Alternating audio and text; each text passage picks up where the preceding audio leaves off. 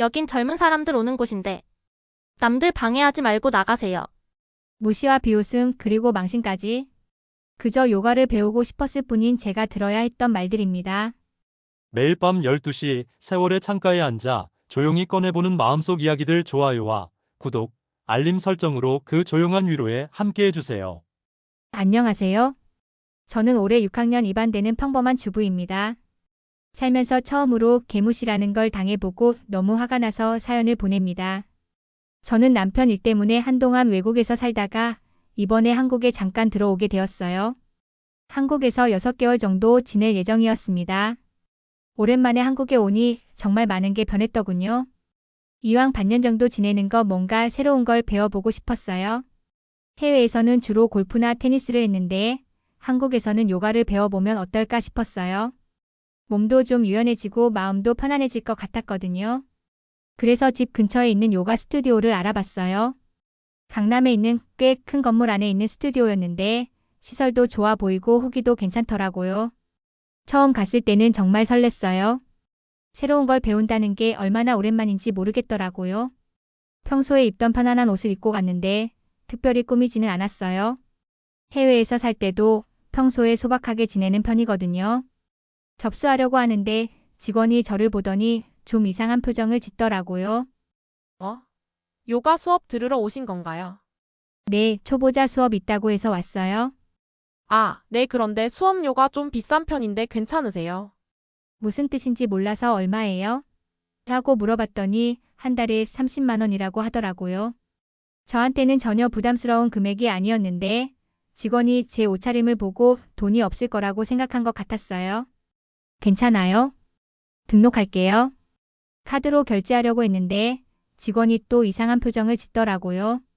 진짜 등록을 할 줄 몰랐다는 듯한 표정으로 저를 바라보는데 생각해보면 그때 등록을 하지 말았어야 하나 싶습니다. 첫 수업을 들어가는데 강사가 20대 후반 정도 되는 젊은 여자였어요. 이름이 지민이라고 하더라고요. 처음에는 친절하게 인사해줬어요. 안녕하세요. 처음 오셨네요. 요가 해보신 적 있으세요? 아니요, 처음이에요. 그래요. 그럼 뒤쪽에 자리 잡으시고 천천히 따라하세요. 수업이 시작되었는데 정말 어려웠어요. 몸이 굳어서 제대로 따라할 수 없었거든요. 그러자 강사님이 저한테 와서 자세를 고쳐주더라고요. 회원님 이렇게 하는 거예요. 좀 더 힘을 주세요. 네, 알겠어요. 근데 몇 번 더 하다 보니 강사의 말투가 점점 거칠어지더라고요. 이 정도도 못해요? 좀 더 집중해 보세요. 죄송해요. 몸이 안 따라줘서. 나이 드시면 다 그래요. 그래도 노력은 하셔야죠. 다른 수강생들 앞에서 이렇게 말하니까 좀 창피했어요. 자식뻘 되는 다른 수강생들도 다 저를 쳐다보고 제 존재가 민폐가 된 것 같은 느낌도 들었습니다. 하지만 처음이니까 그럴 수 있다고 생각했어요. 그런데 두 번째 수업부터는 더 심해졌어요.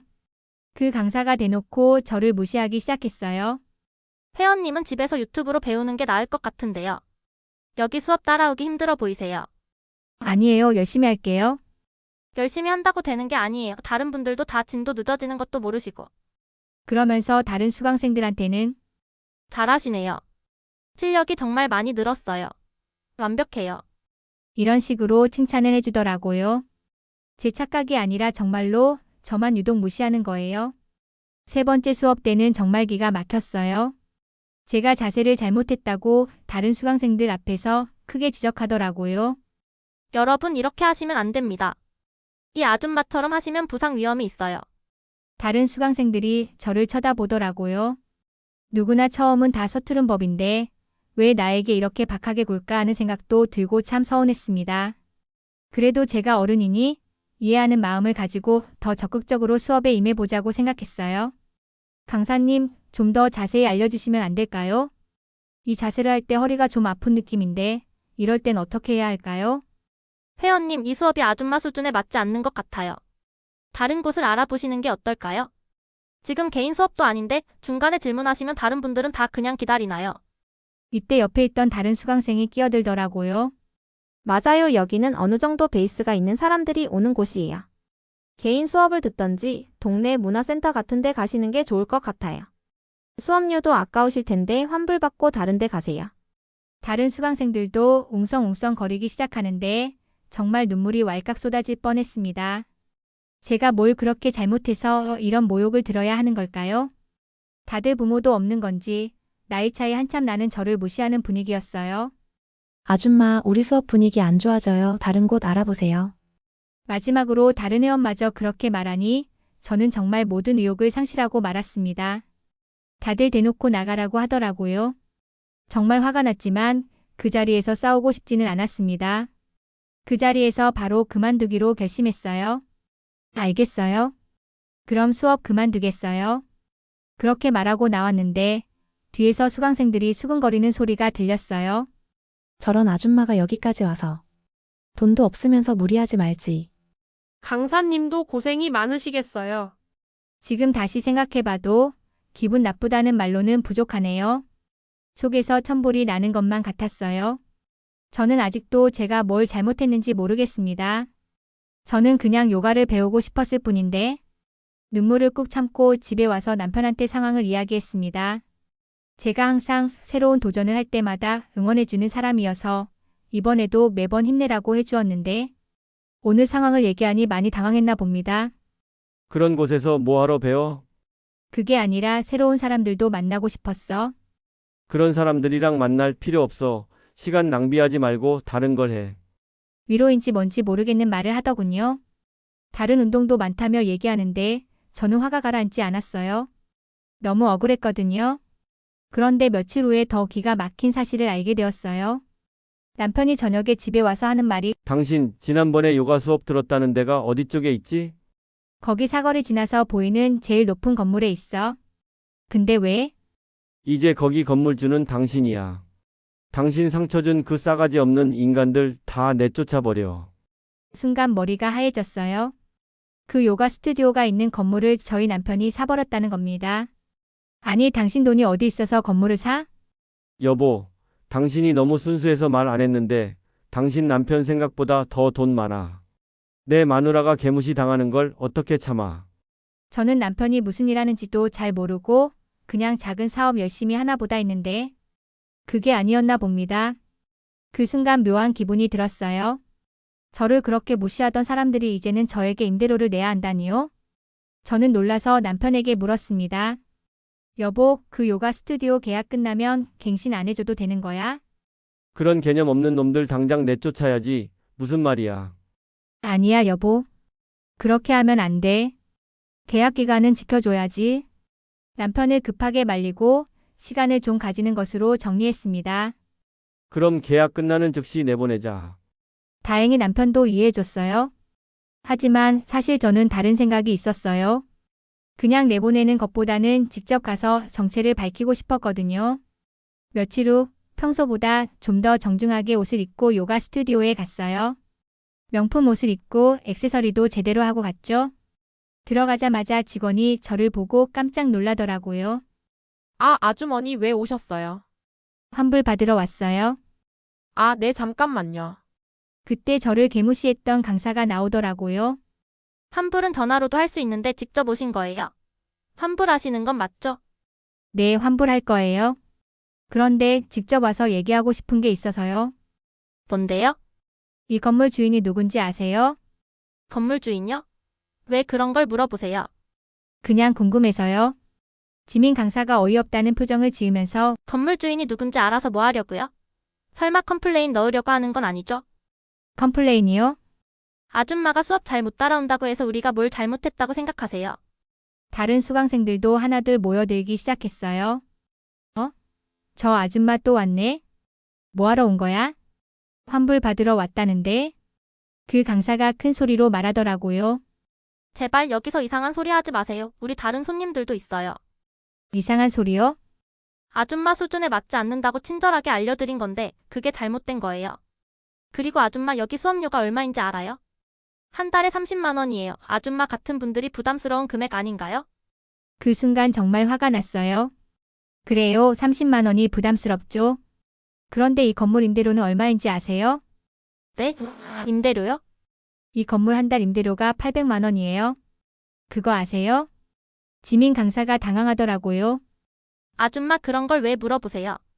이 건물 주인이 제 남편이거든요. 순간 스튜디오 안이 조용해졌어요. 모든 사람들이 저를 쳐다보더라고요. 뭐라고요? 이 건물 주인이 제 남편이에요. 제가 집에 가서 남편한테 얘기했더니 화를 내더라고요. 자기 와이프를 그런 식으로 대한 세입자들이 있다고. 지민 강사 얼굴이 하얘지더라고요. 무슨 그런 헛소리를 농담이라고 하세요? 농담으로 들려요? 남편이 어제 이 건물관리사무소에 전화해서 확인했어요. 당신들 계약 언제 끝나는지. 잠깐만요. 이건 오해가 있는 것 같은데. 오해요? 제가 뭘 오해했나요? 그때 다른 수강생들도 웅성거리기 시작했어요. 진짜 건물 주인이래? 오늘 옷 입고 온 거 보면 맞는 것 같기도 하고. 다른 직원이 급하게 나서더라고요. 사장님, 죄송합니다. 저희가 잘못 생각했네요. 사장님이요? 아까까지는 아줌마라고 하더니 갑자기 사장님이라고요? 죄송합니다. 정말 죄송합니다. 그 강사도 급하게 사과하더라고요. 죄송해요. 제가 잘못 생각했어요. 다시 수업 들으시면 정말 잘 가르쳐 드릴게요. 아니에요. 저는 이미 다른 곳에서 개인 레슨 받기로 했어요. 사장님, 그럼 저희 계약은 어떻게 되는 건가요? 그건 제가 결정할 일이 아니에요. 남편이 결정하겠죠? 그렇게 말하고 나왔어요. 뒤에서 사람들이 웅성거리는 소리가 들렸어요. 어떻게 하지? 진짜 건물 주인이었네. 우리 망한 거 아니야? 집에 와서 남편한테 얘기했어요. 여보, 다녀왔어? 어떻게 됐어? 사과하더라고. 그런데 이미 늦었지. 남편이 웃으면서 그럼 계약 갱신해주지 말자. 그 건물 비워두는 한이 있어도 하루빨리 내쫓아 버려야겠어. 그래도 돼? 당연하지, 내 건물인데 내가 원하는 사람들 받는 거지. 며칠 후에 요가 스튜디오에서 전화가 왔어요. 사장님, 안녕하세요. 저 요가 강사 지민입니다. 네, 안녕하세요. 사장님, 저희가 정말 잘못 생각했습니다. 다시 한번 기회를 주시면 안 될까요? 무슨 기회요? 계약 갱신 말이에요. 저희가 앞으로 정말 잘하겠습니다. 아, 그건 제가 결정할 일이 아니에요. 남편이 결정하거든요. 그럼 남편분과 얘기할 수 있을까요? 우리 남편이 바빠서 통화까지는 어려울 것 같아요. 그리고 이미 다른 세입자 후보들이 있어서. 사장님, 제발 한 번만 기회를 주세요. 저희가 정말 잘못했어요. 글쎄요.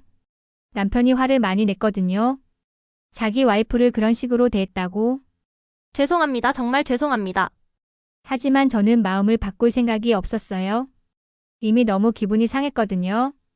한 달 후 요가 스튜디오는 결국 문을 닫았어요. 새로운 세입자가 들어왔는데 고급 필라테스 스튜디오더라고요. 훨씬 더 고급스럽고 매너도 좋더라고요. 그 후에 지민 강사가 또 전화했어요. 사장님, 저 지민이에요. 혹시 다른 곳에서 개인 레슨 해드릴 수 있을까요? 개인 레슨요? 네, 정말 잘 가르쳐 드릴 자신이 있어요. 수업료도 저렴하게 해드릴게요. 그 선생님 태도 때문에 요가원 하나 말아먹었다는 소문이 퍼졌는지 일자리를 못 구하는 듯 했습니다. 하지만 그건 제가 신경 쓸 일이 아니었죠. 아니요, 괜찮아요. 저는 이미 다른 선생님 찾았어요. 사장님, 제발 한 번만 기회를 주세요. 저도 먹고 살아야 해요. 그럼 처음부터 저를 사람 대접했어야죠. 정말 죄송해요. 제가 바보였어요. 이제 와서 사과해봐야 소용없어요. 저는 이미 상처받았거든요. 그렇게 말하고 전화를 끊었어요. 사실 이 일로 정말 많은 걸 깨달았어요. 사람들이 겉모습만 보고 얼마나 쉽게 판단하는지 알게 되었거든요. 저는 그냥 요가를 배우고 싶었을 뿐이에요. 새로운 사람들도 만나고 싶었고요. 하지만 사람들은 제 겉모습만 보고 늙고 가난한 아줌마라고 생각했어요. 그리고 그걸 이유로 저를 무시하고 비웃었고요. 만약 제가 정말 돈이 없는 사람이었다면 어떻게 느꼈을까요? 큰 상처를 받고도 아무것도 할 수 없었겠죠. 그 후에 새로 들어온 필라테스 스튜디오에서 레슨을 받아봤어요. 거기 강사들은 정말 친절하더라고요. 제가 초보자라고 하니까 천천히 자세히 가르쳐 주더라고요. 어머니 처음이시라고 하셨죠? 천천히 하시면 돼요. 어머니 이 동작 어려우시죠? 이렇게 하시면 더 쉬워요. 어머니 정말 열심히 하시네요. 금방 늘 것 같아요. 똑같은 건물, 똑같은 공간인데 사람이 바뀌니까 분위기가 완전히 달라졌어요. 정말 기분 좋게 운동할 수 있었거든요. 그리고 나중에 알게 된 건데 지민 강사는 결국 다른 일을 하게 됐더라고요. 요가 강사 일도 그만두고 전혀 다른 업종으로 갔다고 하더라고요. 다른 수강생들도 흩어졌고요. 그때 저를 무시하던 사람들이 어떻게 됐는지는 모르겠지만 아마 후회하고 있을 거예요. 이 일로 정말 깨달은 게 있어요. 사람은 절대 겉모습만 보고 판단하면 안 된다는 거예요. 그 사람이 어떤 사람인지는 겉모습으로 알 수 없거든요. 제가 평소에 소박하게 입고 다닌다고 해서 가난한 사람은 아니었어요. 오히려 그 사람들보다 훨씬 더 잘 사는 사람이었죠. 하지만 그들은 겉모습만 보고 저를 무시했어요. 그리고 또 하나 깨달은 건 사람을 대할 때는 항상 예의를 지켜야 한다는 거예요. 상대방이 어떤 사람인지 모르니까요. 설사 정말 어려운 사람이라고 해도 무시하거나 비웃으면 안 되는 거고요. 지민 강사는 저를 무시하고 비웃었지만 결국 자기가 피해를 봤어요. 만약 처음부터 저를 잘 대했다면 지금도 그 스튜디오에서 일하고 있을 거예요. 그런데 지금은 일자리도 잃고 평판도 나빠졌어요. 그 업계가 좁아서 소문이 다 돈다고 하더라고요. 앞으로 다른 곳에서 일하기도 어려울 거예요. 이번 일로 저도 많이 배웠어요. 앞으로는 더 신중하게 사람들을 만날 거예요. 그리고 저도 누군가를 만날 때 겉모습만 보고 판단하지 않으려고 해요. 특히 서비스업을 하는 사람들은 더욱 조심해야 할 것 같아요. 고객이 어떤 사람인지 절대 모르거든요. 평소에 소박하게 입고 다니는 사람이 알고 보면 정말 부자일 수도 있고 영향력 있는 사람일 수도 있어요. 그리고 설사 정말 어려운 사람이라고 해도 무시하거나 비웃으면 안 되는 거예요. 모든 사람은 존중받을 권리가 있거든요. 이번 일이 저한테는 좋은 교훈이 되었어요. 앞으로는 더욱 겸손하게 살려고 해요. 그리고 다른 사람들도 저와 같은 실수를 하지 않았으면 좋겠어요. 여러분들도 혹시 서비스업을 하신다면 이걸 기억하세요. 고객이 어떤 사람인지 절대 모르니까 모든 사람을 존중해 주세요.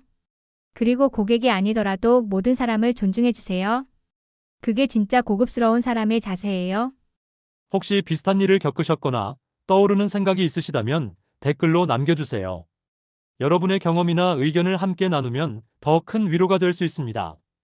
무료 구독과 좋아요는 사연자에게 큰 힘이 됩니다. 감사합니다.